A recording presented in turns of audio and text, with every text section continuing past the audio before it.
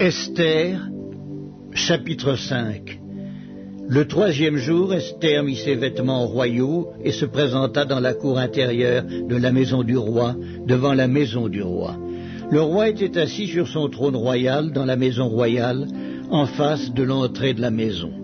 Lorsque le roi vit la reine Esther debout dans la cour, elle trouva grâce à ses yeux. Et le roi tendit à Esther le sceptre d'or qu'il tenait à la main. Esther s'approcha et toucha le bout du sceptre. Le roi lui dit, « Qu'as-tu, reine Esther, et que demandes-tu?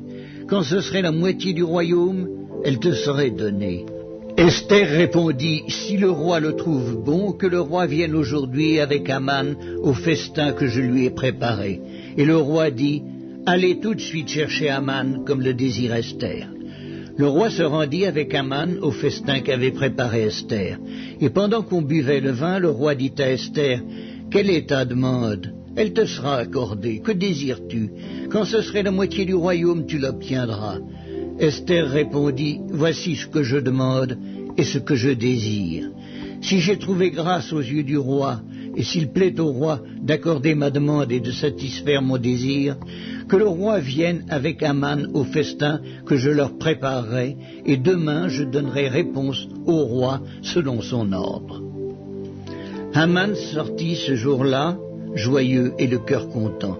Mais lorsqu'il vit à la porte du roi Mardochée, qui ne se levait ni ne se remuait devant lui, il fut rempli de colère contre Mardochée.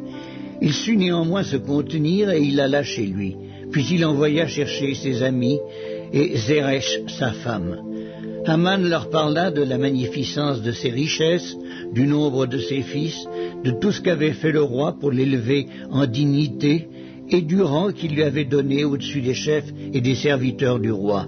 Et il ajouta, « Je suis même le seul que la reine Esther ait admis avec le roi au festin qu'elle a fait, et je suis encore invité pour demain chez elle avec le roi.